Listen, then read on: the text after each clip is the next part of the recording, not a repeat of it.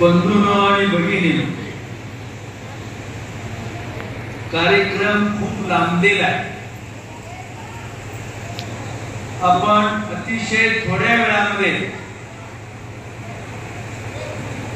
माझी भूमिका आपल्या समोर मांडणार आहे. विचारपीठावर उपस्थित असलेले सर्व गावागावात जाऊन कार्यक्रम सांगून तुम्हा सगळ्यांना ज्यांनी जमा केलं ते बालाजी गायकवाड आणि त्यांचे सहकारी.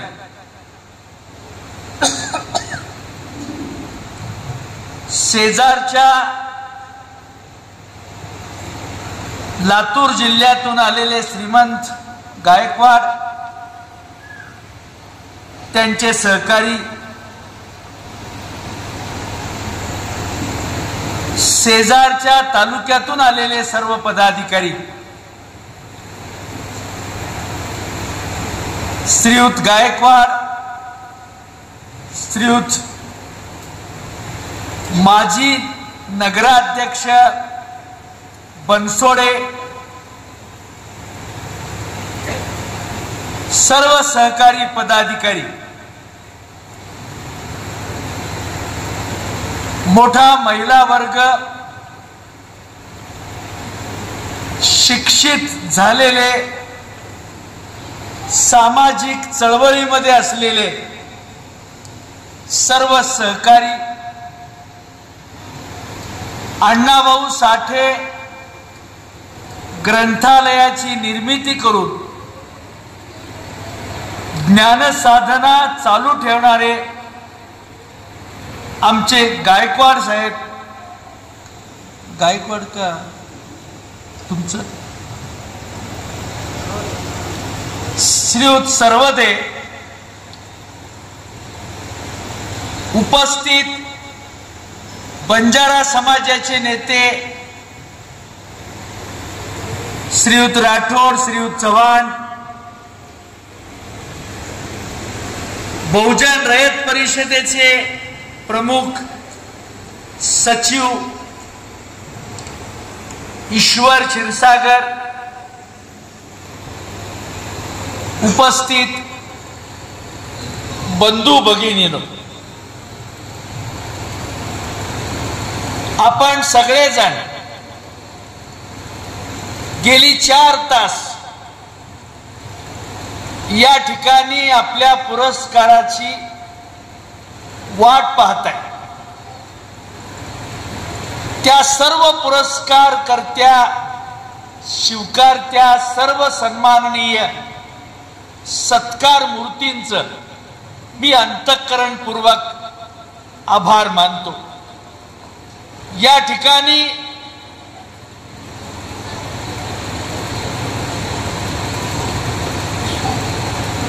हराळकरांच्या प्रचारापासून गेली 30 वर्ष या तालुक्यात सातत्यानं निवडणुकीच्या निमित्तानं मी येत आलोय. त्याचबरोबर कंटेकूर, कोथळी, मुरुम याच्या जवळ असलेलं सिरोळ नावाचं जे गाव आहे ते आजीचं गाव म्हणून प्राथमिक शाळेत 5वीला असताना पाटलाच्या आमराईमध्ये आंबे खाण्यासाठी म्हणून जायचं आणि आजीच्या गावात साधारण 1 महिनाभर राहण्याचा उपक्रम सातत्यानं आमचा असायचा. त्यामुळं मराठवाड्याचा भाग हा किती समृद्ध आहे, पाना फुलांनी बहरलेला आहे, फळा फुलांनी गजबजलेला आहे. 50 एकरापेक्षा अधिक शेती असलेले शेती मालक रुबाबात आपल्या श्रीमंतीचं वैभव मोठ्या थाटामाटात या लोकांनी भोगलेला. अशा परिस्थितीत आज सिंचनाची परिस्थिती वाढलेली आहे, महामार्गाच्या जाळ्यानं गर्दी केलेली आहे, त्यामुळं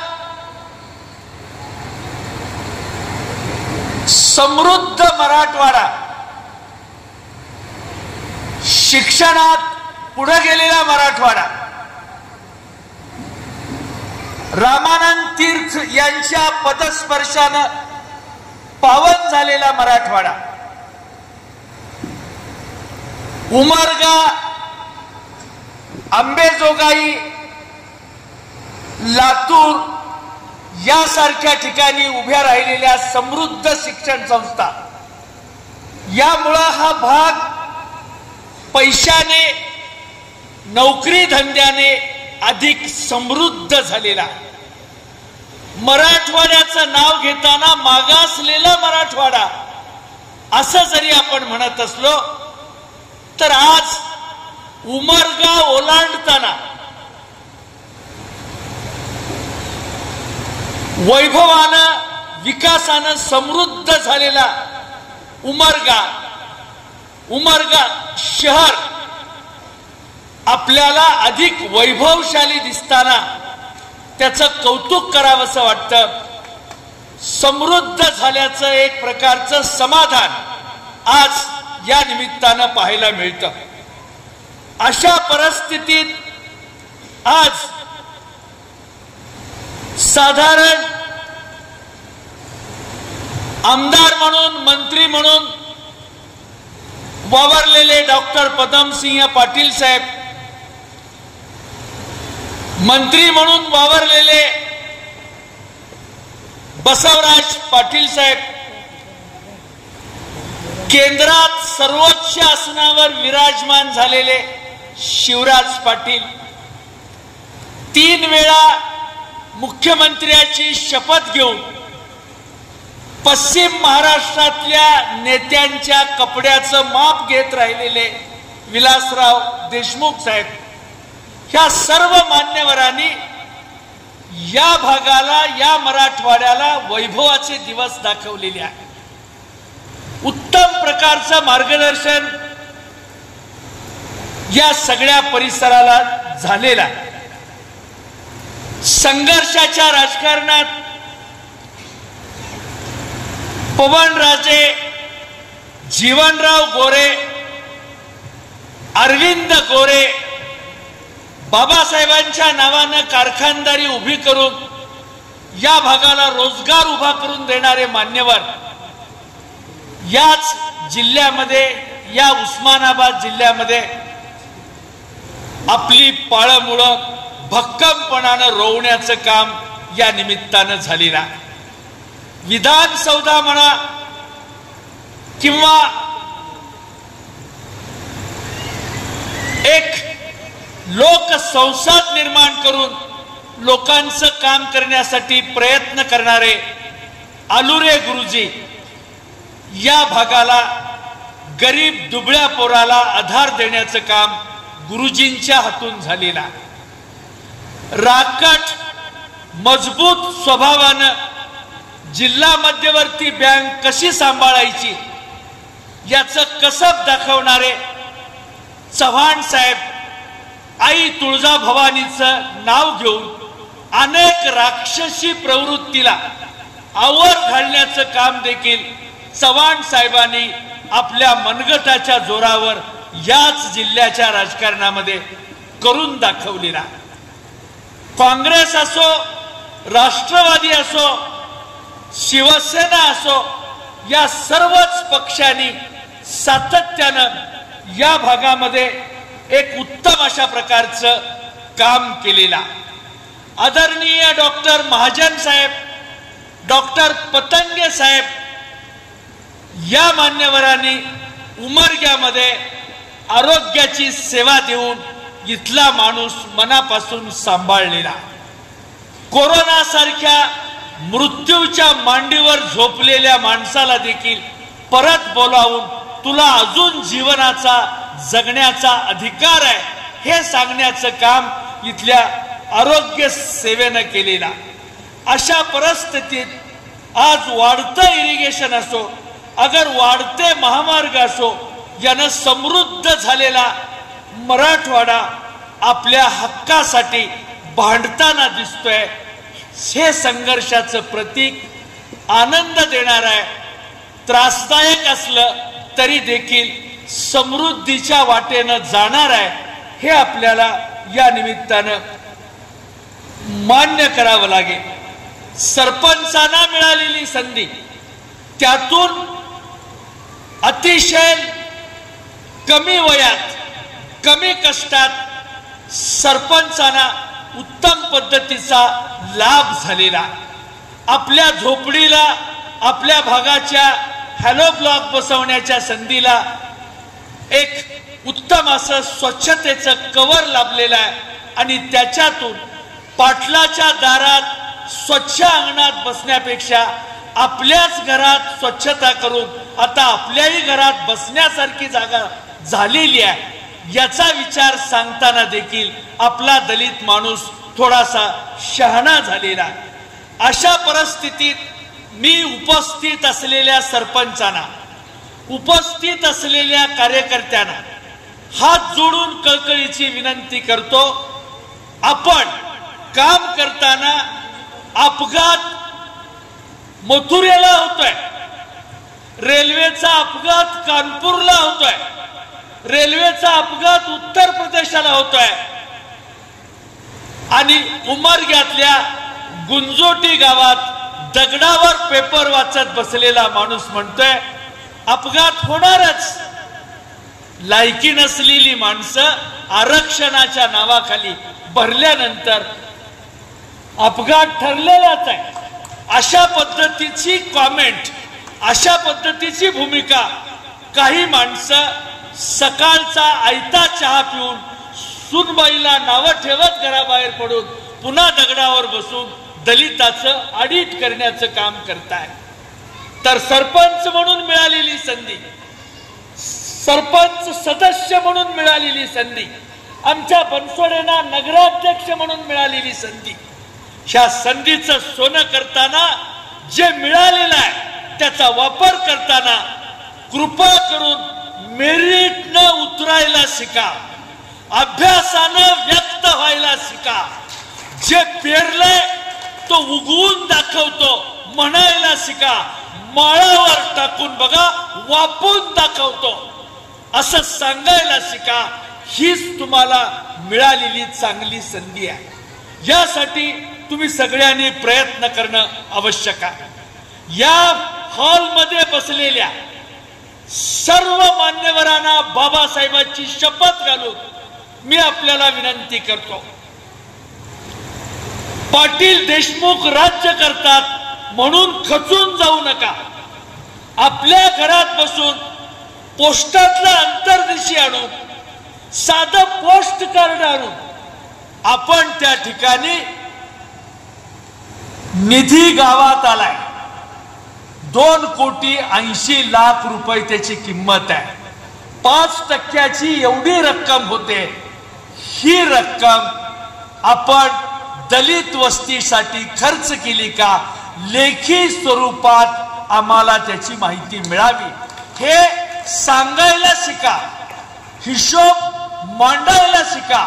हे माझ्या हक्काचं आहे नव्हे, तुझ्या आजोबाच्या घरचं नव्हे, संविधानाच्या हक्काचं आहे म्हणून माझ्या बापाचं आहे हे सांगून तुम्हाला मागता आलं पाहिजे.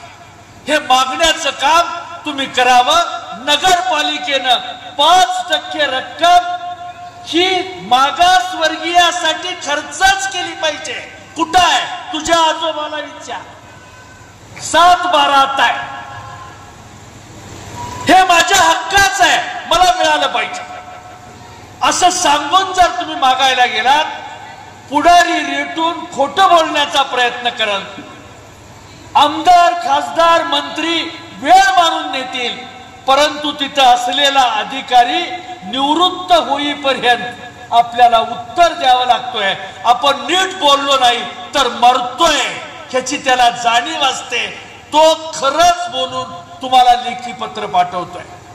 म्हणून तुम्ही मागताना तुमच्या हक्काचं मागायला शिका, अशा प्रकारची अपेक्षा या निमित्तानं व्यक्त करतो. जी आर कागदावर राहतोय आणि आपण निघून जातोय असं होत नाही.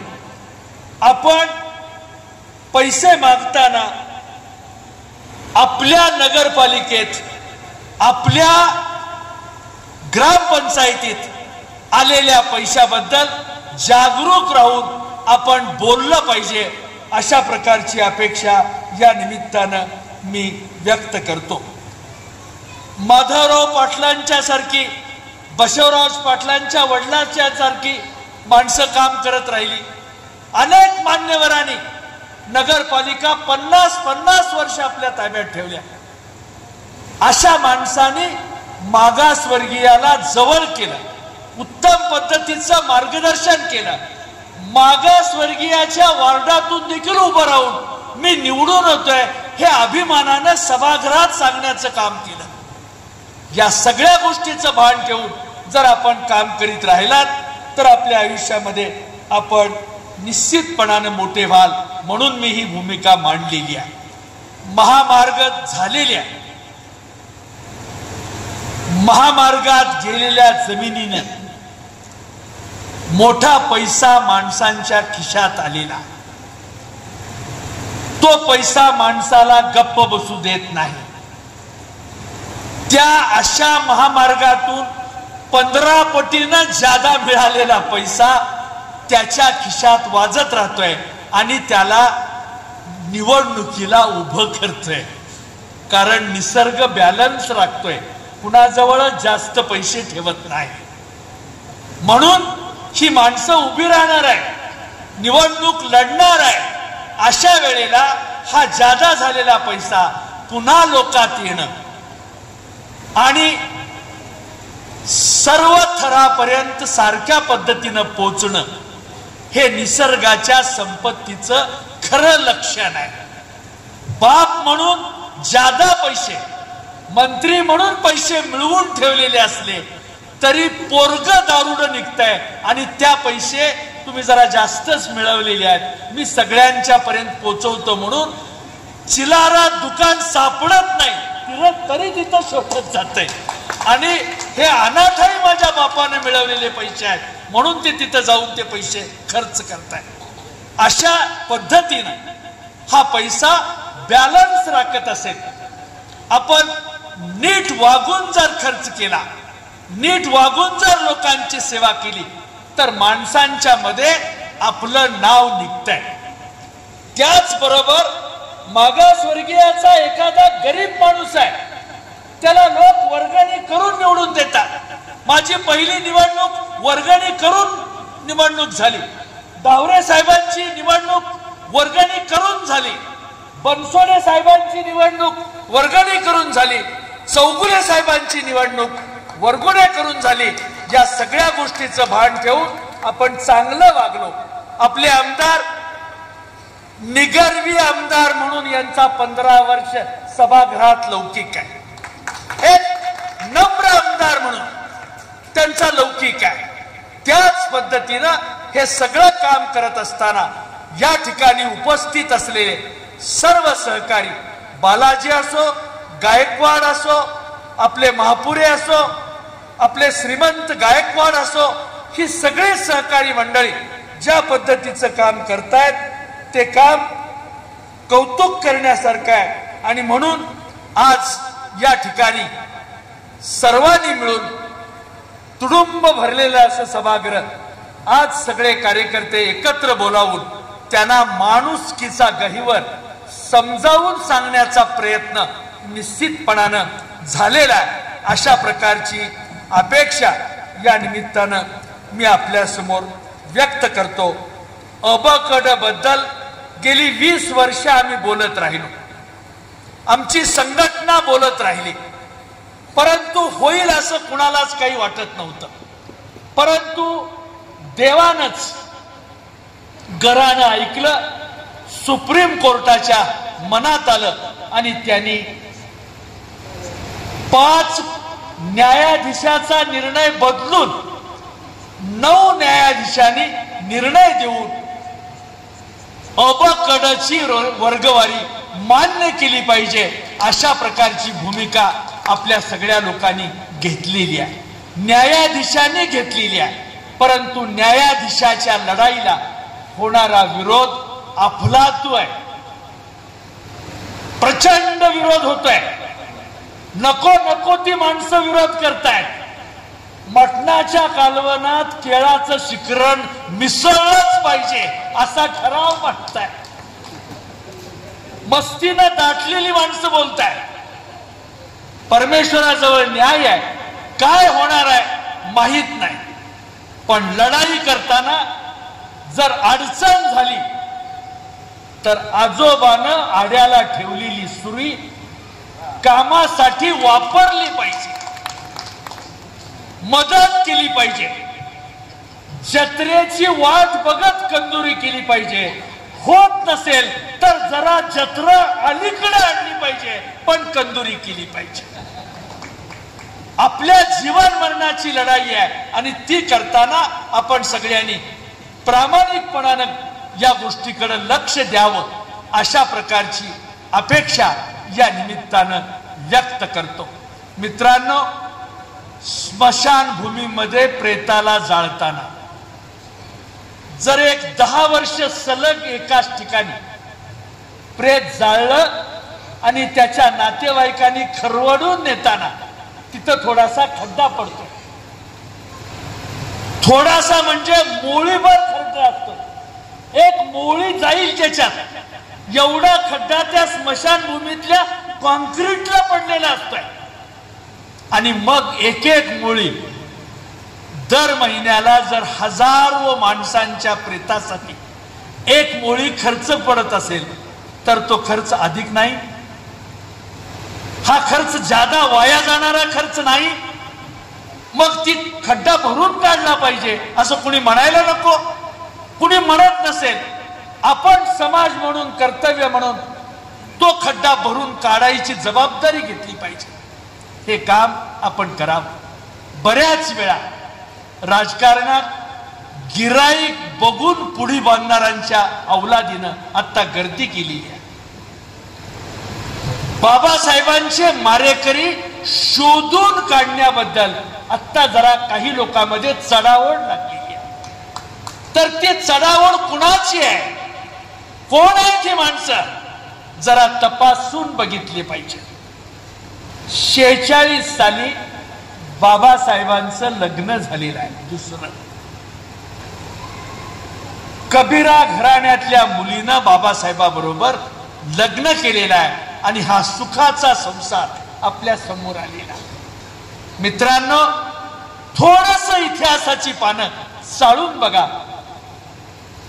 46 साली लग्न झालं, बाबासाहेबांनी दुसरं लग्न लावलं आणि ती मुलगी घरात आली आणि त्या माऊलीनं हा दलितांचा संसार आपला मांडला आणि उत्तम पद्धतीचं मैत्रीचं नातं अखेरच्या श्वासापर्यंत शेवटाला दिलं.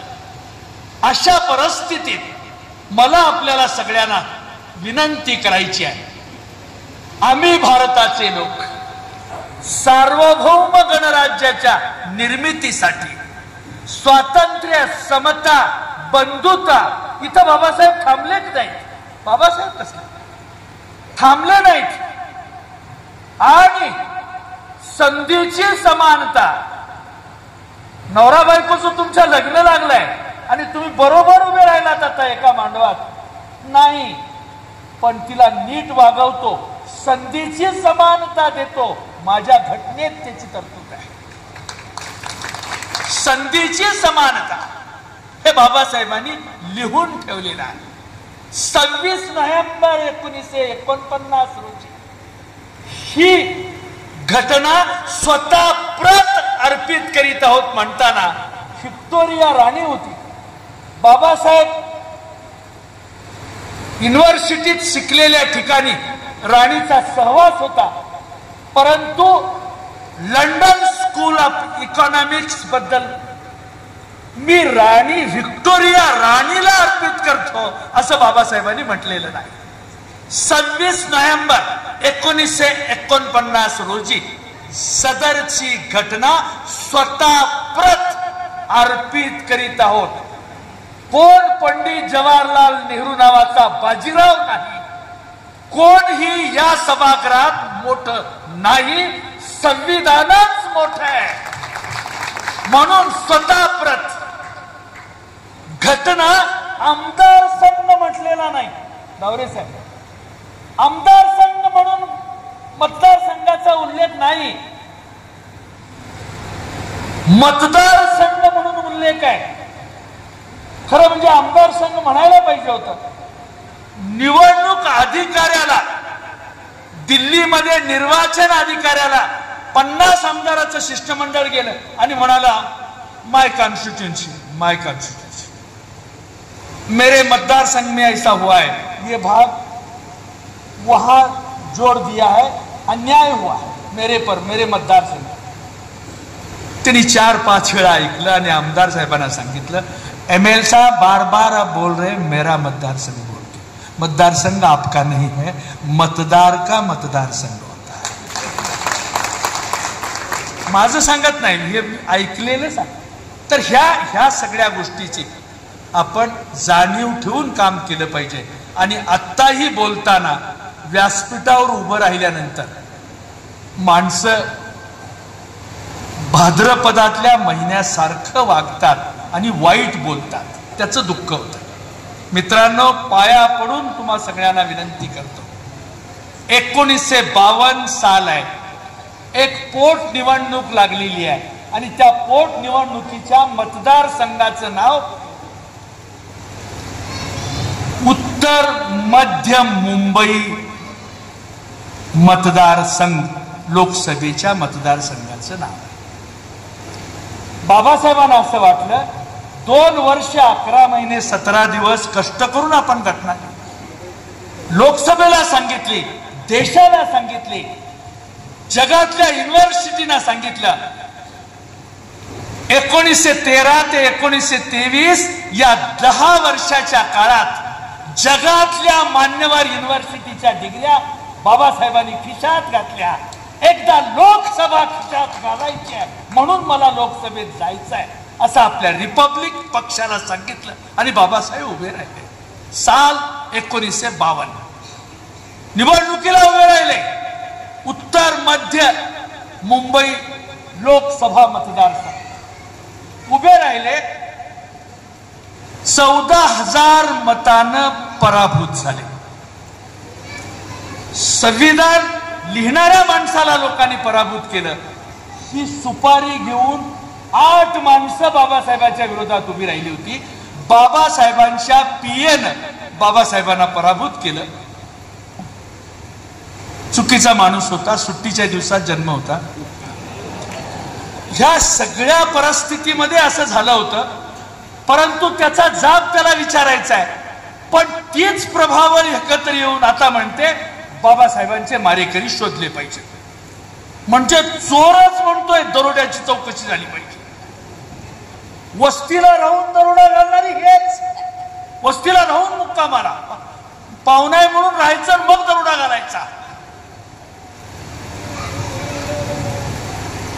सैराट मध्ये लेकीला शेंगाच्या पोळ्या घेऊन आलोय असं सांगून लेकीचं शेंगाचं कूट करून निघून जाणार जसं सासर आहे, तसं हे सगळं घडलेलं. बाबासाहेबांच्या घरात राहून बाबासाहेबांच्या घरावर दरोडा घालणारी अवलाद कुणाची? 52ला तेच, 54ला तेच. पहिल्यांदा 8 उभे राहिले, त्यांनी पराभव केला. मग बाबासाहेबांचा पराभूत करणारे, बाबासाहेबांचे मारेकरी आत्ता ती आडनावं कुठल्या पक्षात आहेत? त्यांना म्हणलं पाहिजे, भडव्यानो तुम्ही देशाचे मारेकरी आहात, तुम्ही बाबासाहेबांचे मारेकरी आहात. मी कुठल्या पक्षाचं नाव सांगत नाही, पण हे घडलेलं आहे हे तुम्हाला माहीत असावं म्हणून या 2 घटना सांगितल्या. मित्रांनो, हे सगळं काम करत असतात बाबासाहेबाचं नाव घेऊन आपल्याला पुढे जायचं असेल, बाप म्हणून अण्णाभाऊ साठेंचा फोटो घरात लावायला अडचण नाही. बाप म्हणून लहुजी वस्तादांचा फोटो आपल्या घरात लावायला अजिबात अडचण नाही. परंतु अण्णाभाऊंचा फोटो जर तुम्ही बाप म्हणून लावत असाल तर तुमचा, माझा आणि अण्णाभाऊंचा आजोबा म्हणून बाबासाहेबांचा फोटो आपल्या घरात आपण लावला पाहिजे. तरच ही चळवळ पूर्ण होऊ शकते, ही चळवळ पुढे जाऊ शकते. नाही तर पाटील देशमुख निरोपानं नांगरटीत तुम्हाला पुरतील. आणि इथं तो माणूस आलाच नाही म्हणून सांगते, हे झाड वापलंच नाही. या सगळ्या गोष्टीचं भान ठेवा, संघटितपणाने हे सगळं काम करा. पोलिंग बूथ मध्ये गेल्यानंतर तरी कार्यक्रमाला येणारा दांडा व्हायचा पुढ्यात ठिकलेल्या सोंबाडीकडे वाकड्या नजरेनं बघत असेल तर त्याला गवण्यानं हिडकलं पाहिजे. याच्यातच आपलं सामर्थ्य, ह्याच्यातच आपलं काम आहे. आणि हिडकून झाल्यावर सांगायचं कापूर लावून सत्कार केलाय, काळजी करू नका. त्याला ते तसंच म्हणायचं होतं, ते पारसी भाषेत तो बोलला, ते असंच बोलला, कापूर लावून सत्कार करायचं म्हणत होता. हे सांगितलं पाहिजे. खरं भाषांतर पाटील देशमुखांना सांगून चालत नाही. त्या सगळ्या गोष्टीचा आपण भान ठेवा, उत्तम प्रकारचं काम करा. यष्टीवर हमाली करावी लागली तरी चालल, पण सावकाराच्या मांडीला मांडी लावून बसलेलं 2020 साली सरकारचं शिक्षण धोरण बदललेलं, त्याचा कंपास पेटी बाबासाहेबाची शपथ हमाली करून कंपास पेटी पोराला देऊन काम करायला लावीत, पण त्याला कंपास पेटी कमी पडू देणार नाही असा संकल्प केला तरी देखील या सरपंचाचं हित साध्य झालं असं म्हणायला काही हरकत नाही. आपण सगळेजण काम करूया, कष्टानं पुढे जाऊया. नवरा दारू पीत असेल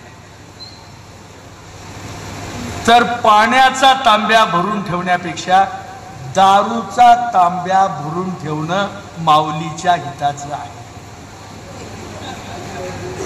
अर्ध्या नळानं नळ चालू ठेवू 15 वर्षे हे प्रेत घरात सांभाळण्यापेक्षा स्मशानभूमीत विश्रांतीला पाठव, हेच हिताचं आहे. ध्यानात ठेव, मी संविधानाची वाचक आहे. नवऱ्या ध्यानात ठेव, मी संविधानाची वाचक आहे. परंतु वडाच्या झाडाला उलट्या फेऱ्या घाली जर तुझ्या तोंडाला दारूचा वास आला तर कोण सांगणार आहे, कोण बोलणार आहे? संविधानाची ताकद समाजाला समजावून सांगण्याचं काम अशा प्रकारच्या गोष्टीतून तुमच्याकडे घडावं अशी अपेक्षा करतो. आणि माझ्यासारखा पुढारी, माझं वय 72 आहे, जर माझ्यासारखा पुढारी दारू पिऊन जर दारूबंदीवर बोलत असेल तर त्याचं स्वागत जोड्याने मारून केला पाहिजे. त्याशिवाय तुझी उतरणार नाही. थंड पाण्यात चप्पल भिजवून आणले आणि मग तुझ्या तोंडावर उतरावं लवकर म्हणून. या गोष्टी धाडसानं माय माऊल्यानं तुमच्याकडून झाल्या पाहिजेत अशा प्रकारची अपेक्षा या निमित्तानं व्यक्त करतो. दुधासारखा व्यवसाय आज अडचणीत आहे. भंगार सारखा व्यवसाय एका विशिष्ट समाजानं आपल्या हातात घेतलेला आहे. आपलं काम राहिलं नाही आता. माझी माय बहीण कागद काचपत्र येचत होती, तिच्याकडून तो व्यवसाय आता काढून घेतलेला आहे. या व्यवसायात सोनं आहे हे आता वरिष्ठांच्या लक्षात आलेलं आहे. त्यामुळं आपल्या माणसांना या धंद्यातून बाजूला काढले. अशा परिस्थितीत कसा संघर्ष करणार, कशा पद्धतीनं पुढे जाणार, कशा पद्धतीनं काम करणार, या सगळ्या गोष्टीचं भान ठेवून आपण काम करावं अशा प्रकारची अपेक्षा या निमित्तानं आपल्या सगळ्यांच्या समोर करतो. अभ्यासानं सवलतीचं काम आपण करावं. सवलतीचा अभ्यास करून सवलत मिळवण्याचा प्रयत्न करावा. माझी मुलगी कोमल साळुंके धाडसानं काम करते. महिला असूनही जीव धोक्यात घालून काम करते, अत्यंत धाडसानं पुण्यासारख्या शहरात अनेकाचा पंगा घेऊन राबण्याचं, संघर्ष करण्याचं, महाराष्ट्रातल्या अनेक ठिकाणी, तुळजापूर सारख्या ठिकाणी संघर्ष करण्याचं काम हातात घेते आणि त्यासाठी ती राबताना दिसते. मित्रांनो, तिच्यासारख्या एक 10 महिला या उस्मानाबाद जिल्ह्यात जर तयार झाल्या तर दर वर्षाला बळी चढवताना माणूस बोलवावा लागणार नाही. तुमच्या 10 जणीमधलाच आता सराव आहे, चालतोय म्हणून सांगते, तुम्हाला हक्का मारते, पण तो सराव असला पाहिजे. ऊस तोडीला जाताना कमरेला असलेला कोयता अब्रूच्या रक्षणासाठी वापरावाच लागला तर माझ्यासारख्या ज्येष्ठ माणसानं राहिलेल्या शेतीचा उतारा घेऊन जामीन होण्यासाठी पळत तुमच्याकडे आलं. हे समाजाचं सूत्र आहे, हे समाजाचं काम आहे. या कामासाठी आपण सगळेजण जागरूकपणानं पुढे गेलं पाहिजे. असे अनेक संदर्भ आहेत की लोकांना कळत नाहीत, लोकांना समजत नाहीत. सिद्धार्थ कांबळे नावाचा माणूस लंडन मध्ये पहिल्यांदा 45 लाख रुपयाची जागा विकत घेतली. पुन्हा लोकांनी 50 लाख दिल्यावर त्याच्यावर इमारत बांधली. त्यानंतर लोकांचा पैशाचा ओघ येत राहिला, मग पुन्हा विस्तार केला आणि त्या ठिकाणी सुंदर अशा प्रकारचं बौद्ध विहार संकल्प करून आज हजारो माणसं त्या ठिकाणी जात आहेत. माझ्यासारख्या आमदाराला त्यांनी बोलवलं आणि माझं व्याख्यान लंडनच्या त्या ठिकाणच्या विहारामध्ये माझं व्याख्यान ठेवलं होतं. तर हे मी का सांगतोय तुम्हाला, तर नानाविध लोक गोळा करून त्या ठिकाणच्या लोकांना मार्गदर्शन करण्याचं काम त्या ठिकाणी करत होते. भिसे नावाचा परभणी मधला लहुजीच्या देवळाजवळ, लहुजीच्या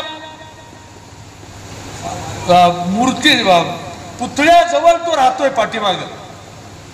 तो भिसे त्यांनी ह्या अबकड का आवश्यक आहे त्याचं एक बारक 30 पानाचं पुस्तक लिहिलं. तेवढं जरी आणून तुम्ही वाचलं, गायकवाड आणि बालाजी महापुरे या लोकांनी ते पुस्तक नीटपणाने वाचून जर तयार केलं तर त्याचा अभ्यास लोकांना कळेल आणि अबकड किती महत्वाचं आहे ते लोकांना समजायला लागेल. असं समजून देण्याचं काम देखील आपण या निमित्तानं करावं. बचत गटाचा उल्लेख कोमलताईने केला, त्याच्याबद्दलही थोडं प्रामाणिकपणानं तुम्ही जर काम करत राहिलात एक 5 वर्ष तर पुढे काम करावं लागत नाही. ब्रँड तयार होतो माणसाचा. 5 वर्ष काम झालं. दौंड मध्ये पारधी समाजाची एक मावशी होती, परवा 2.5 वर्षापूर्वी मरण पावली. तर महाराष्ट्रात कुठेही पारधी समाजाला फायदा झाला. फायदा म्हणजे रिंग करून पैसे मिळवलेले, कॉन्ट्रॅक्टर लोक रिंग करून मिळवतात, तशी त्यांच्यात देखील एक रिंग असते. त्या रिंगचे मिळालेले पैसे त्याचा वाटा तिच्याकडं माणूस आणून द्यायचा आणि ती समाजात कोण आजारी आहे वगैरे ती म्हातारी बघायची आणि त्यासाठी खर्च करायची. मावल्यानो, तसं बचत गट जर पहिली 10 वर्ष 5 वर्ष तुम्ही नीट चालवला, भांड घासलं की चकाकत, नीटच होतं. त्याचं भान ठेवून जर तुम्ही काम करत गेलात तर पुढं मिळणारी व्यवस्था तुम्हाला फायद्याची असते. मला वाटतं हे कळणार नाही तुम्हाला, तुमच्या भाषेत सांगितल्यावर कळत. आपण स्वतः जर मटण आणायला गेलो तर मानेचं कोणचं आहे आणि उरकुंद्याचं कोणचं आहे ते आपल्याला कळतं का नाही? तसं कळलं पाहिजे, आपल्याला समजलं पाहिजे. ह्याचं वाण कारल्याच आहे, पण ही तेवढा कडूपणा देतोय का हे तुम्हाला बघितल्यावर बाईची नजर असते, त्याच्यात तिला कळतं. तसं कळून या गोष्टी घडल्या. समजूतदारपणानं आपण संसार चालवला तर समाजाला ताकद मिळते, अशी अपेक्षा या निमित्तानं आपल्यासमोर व्यक्त करतो. मी जास्त वेळ बोललो, मला समाधान वाटलं, बरं वाटलं. समाज कधीही एवढ्या संख्येनं बालाजी एकत्र येत नव्हता, गायकवाड एवढा समाज एकत्र बसत नव्हता. परंतु गुंजेटीसारख्या गावानं, हराळवाडीसारख्या हराळी तोरंब हा माझ्या आजोबाचं मूळ गाव. तर ह्या सगळ्या अशा गावातल्या पोरांनी जी संघटन मराठवाड्यात चालू मोठं केलं आणि त्या संघटनेचा फायदा बाबासाहेब गोपले सारख्या माणसाला झाला. तर आज तुम्ही एवढ्या संख्येनं आलात, आम्ही सगळे धन्य झालो, कृतकृत्य झालो. दांडाळाला जर वळण लावायचं असेल तर ही गर्दीच वळण लावू शकते अशी अपेक्षा व्यक्त करतो आणि थांबतो. जय हिंद, जय महाराष्ट्र.